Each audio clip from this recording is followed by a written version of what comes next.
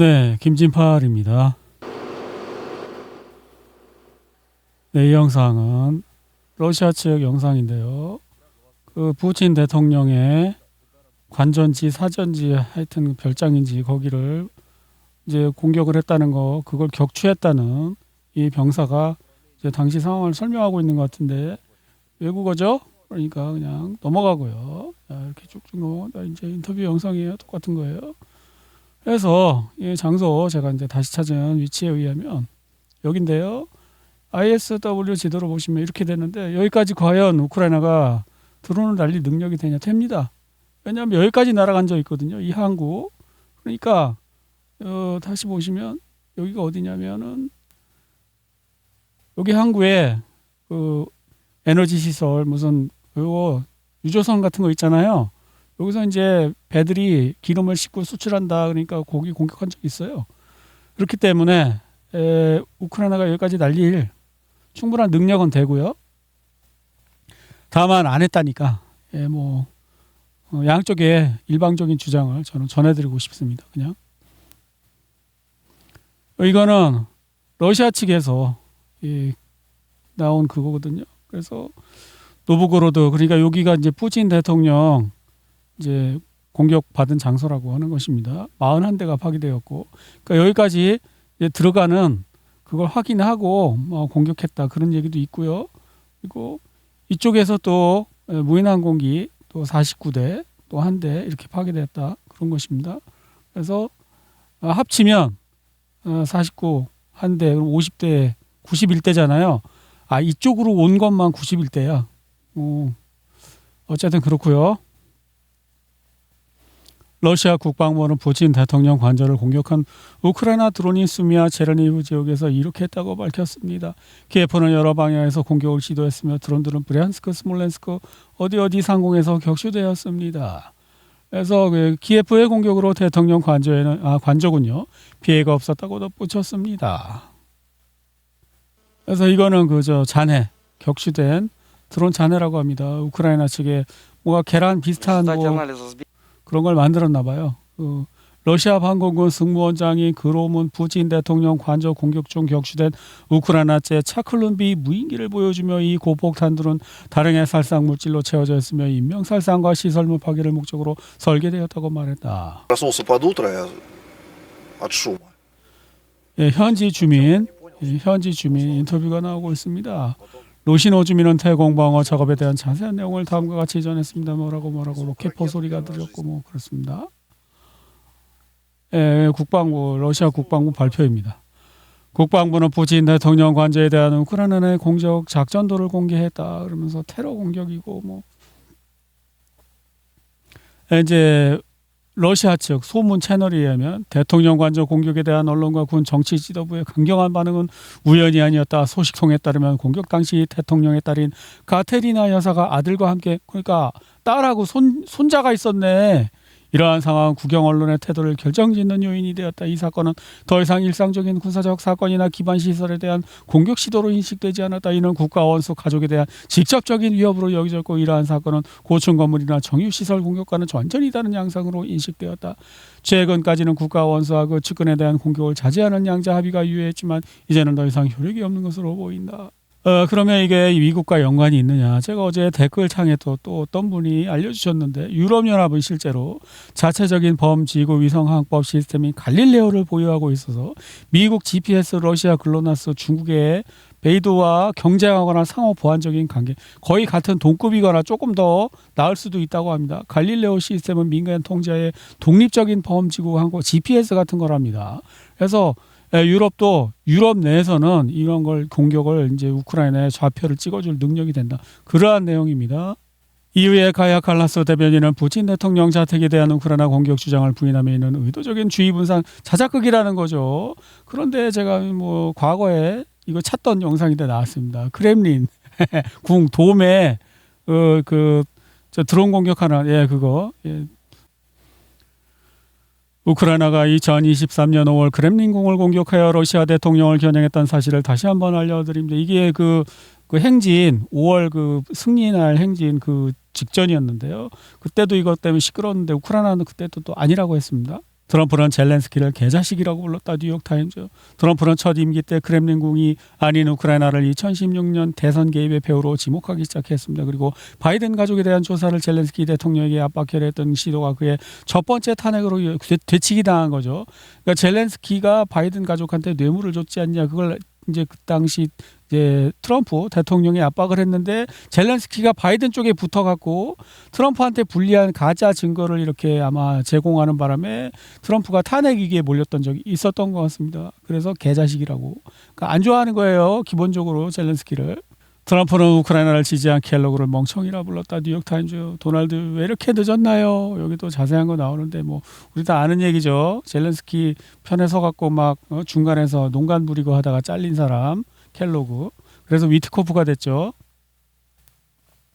젤렌스키는 꼼짝 못하게 됐다. 트럼프 행정부는 원조 동결로 키예프를 압박해 첫 영토 양보를 이끌어냈다. 뉴욕타임즈. 그래갖고 뉴욕타임즈 이제 사우디아라비아에서 젤렌스키 불러다가 미국 국무장관이 지도를 펼쳐 보이며 국가 생존에 필요한 레드라인을 그어달라고 요청했습니다.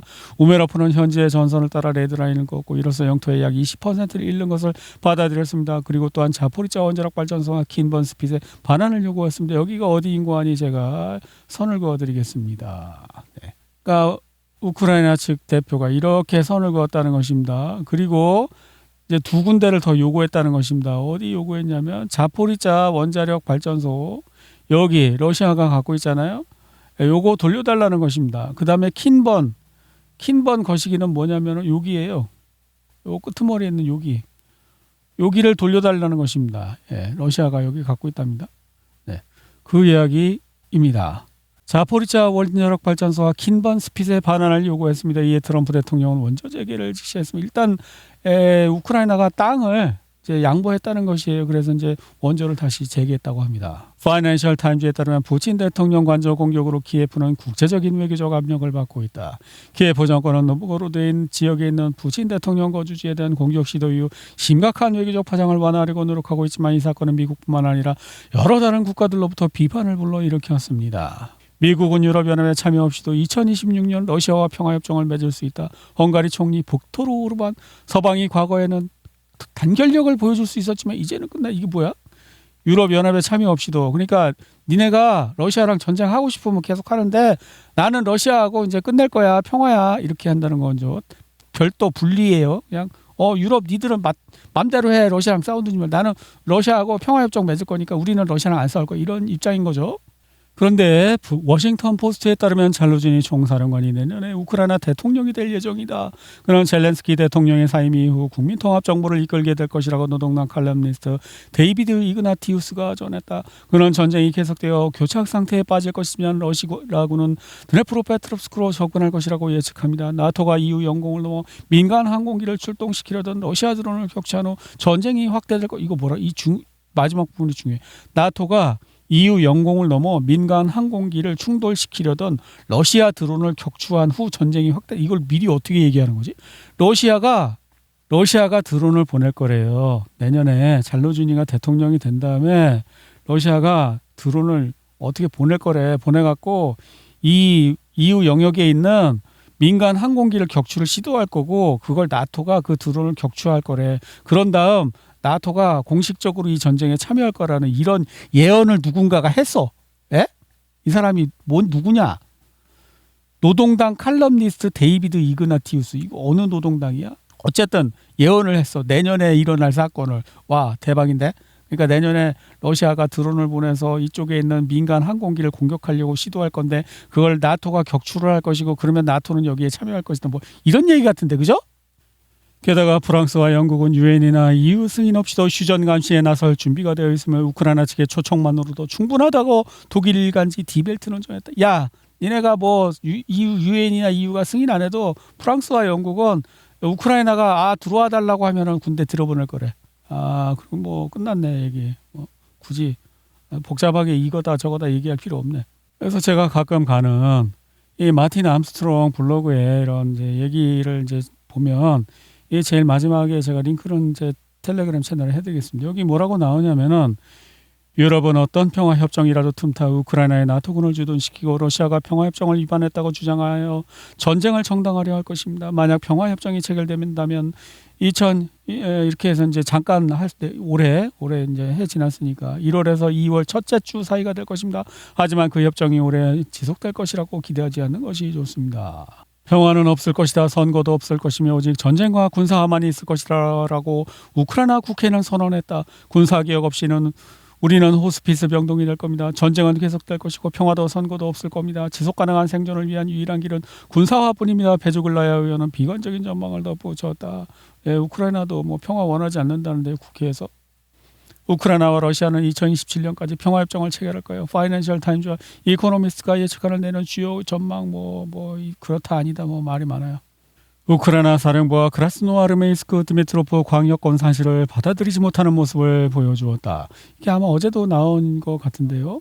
이 포로 병사가 또 인정을 했다고 합니다. 자기는 가갖고 깃발만 그렇게 들고 서 있고 그리고 이제 영상만 찍고 너는 죽든지 말든지 상관없다. 그래서 이 사람은 이제 러시아의 포로로 잡혔대요. 투항해서. 이게 그거예요. 예, 우크라이나가 야 우리 포크롭스크가 아직 안 먹혔어 그러면서 이제 영상을 찍었는데 그 영상 찍은 장소가 여기인데 여기는 다른 그 포크롭스크가 아니라고 이쪽이라고 밝혀졌다고 합니다. 적군은 악천후를 틈타 쿠피안스크를 점령하기 위한 반격을 계속하고 있다. 쿠피안스크는 근데 좀 방어하기가 약간 힘든 장소인 게 뭐냐면은 예, 여기에요. 이제 러시아군이 여기까지 들어갔다는데 이렇게 칠해지고 있다. 그러니까 지금 쿠피안스크하고 포크롭스크의 이제 차이점은 뭐냐면 포크롭스크 보세요. 주변부가 전부 다 이렇게 러시아군이 장악한 상태에서 이렇게 돼 있었어요. 그런데 포크롭스크는 좀 달라요. 포크롭스크만 딱 먹으려면 어떤 상황이 벌어지냐면 이렇게 돌출되는 상황이 되게 돼요. 그러면 불리하잖아. 세 방향에서 공격을 할 수 있잖아요. 우크라이나는. 그래서 이게 힘든 거예요. 여기를 정상적으로 먹으려면 이렇게 오스콜강까지 딱 먹고 그런 다음에 정상적으로 이렇게 해야 되는데 그게 지금 힘든 것 같아요. 여기가 지금 안 되고 있잖아요. 그죠? 우크라이나 중앙정보부 국장은 특수부대가 유조선을 대상으로 테러 공격을 감행했음을 공식적으로 이제 인정하잖아. 러시아 유조선 자기네가 공격했다고 인정하는 거야. 그러니까 처음에 인정 안 하다가 나중에 얼마 좀 지나면 또 자기한테 유리하다 싶으면 인정하고 그런 식이에요. 우크라이나는. 우크라이나 에너지 회사에 따르면 오데사 지역의 에너지 시설 두 곳이 공격을 받아 심각한 피해를 입었습니다. 오데사의 에너지. 그런데 제가 어제 갑자기 그 북한 관련 나왔잖아요. 지중해에서 작년이 아니라 재작년이죠. 2024년에 지중해에서 침몰한 러시아 화물선이 싣고 가던 화물이 그 잠수함용 핵 원자로였다, 소형 원자로였다 이런 기사가 나왔는데 도대체 이게 왜 나왔을까 맥락을 제가 이제 하루 정도 어제부터 생각을 해봤는데 이런 거 아닐까요? 이 기사가 어디서 뭐 서방 측에서 나왔겠죠. 그 주장은 뭐냐면 러시아가 이렇게 해갖고 이렇게 수에즈 운하를 통해서 북한으로 이런 식으로 이렇게 해갖고 북한에다가 이제 핵 잠수함용 핵 원자로를 주려고 소형 원자로를 주려고 하다 여기서 어떤 모종의 어떤 잠수함 공격에 해서 여기서 침몰했다 그런 얘기잖아요. 그러면 이건 뭐예요? 이 핵 잠수함은 누구를 공격하기 위한 거예요? 한국 공격하는데 무슨 핵 잠수함씩이나 필요해? 미국 공격하려는 거겠지. 그러니까 뭐예요? 지금 이 메시지는 러시아는 북한을 도와서 미국의 핵 공격을 할 수 있게 도와주는 적성 국가다 이 뜻 아니에요. 그러면 이거를 누가 주장하겠어요? 화해하지 말라는 거 아니야. 푸틴이랑 손잡고 뭐 하지 말라는 거야. 야, 너네 임마 북한에다가 핵 잠수함 만들 수 있게 해줘갖고 그걸로 미국 공격할 수 있게 도와주는 러시아인데 걔랑 왜 화해해? 이거잖아. 이거 누굴까? 누가 했을까? 러시아하고 미국이 가까워지는 걸 막고 싶은 애들이 누굴까? 1. 유럽 2. 우크라이나 3. 미국에 있는 이 러시아 우크라이나 이 전쟁에다가 배팅한 우크라이나 승리에 배팅한 미국에 있는 그 정치인 섞건 기업 섞건 뭐 있잖아. 여기 땅 사고 공장 산 애들 뭐 카길 뭐 몬산토 이런 애들 그런 애들이겠지. 트럼프는 왜 걔네들 무시를 못해요? 걔네들이 선거 때 선거 자금도 줬을 거 아니에요. 그럼 내년에 선거 치러야 되는데 선거 때 걔네들 무시할 수 있어요? 그러니까 지금 이두저도 못하게 돼 있는 것 같아요. 트럼프가. 네, 이 영상은 우크라이나 영상인데요. 우크라이나의 드론 공격용 드론이 계란 러시아의 계란 드론을 격추하는 장면이랍니다. 두 대가 따라가면서 한 대는 쳐박고 한 대는 찍었나 봐. 와, 우크라이나 진짜 영상 하나는 기똥차게 만든다니까. 야, 이 구도 보십시오. 이 구름 위에서 하고 야, 끝장난다 진짜. 예.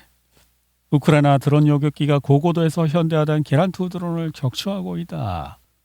예, 뉴욕타임즈에 따르면 미국 해양 경비대는 러시아 국기를 그려 보호막으로 사용한 유조선을 11동이나 잡지 못해. 그러니까 어떤 이제 유조선이 있었는데 가짜로 러시아 깃발을 다른 것 같단 말이에요. 근데 그거를 확인을 할 수가 없어. 그래갖고 강제로 잡아야 되는데 혹시 진짜 러시아 그 배일까봐 못 잡고 러시아 측에 연락을 하면서 10일째 쫓아다니고 있다. 그런 뭐 얘기 같아요.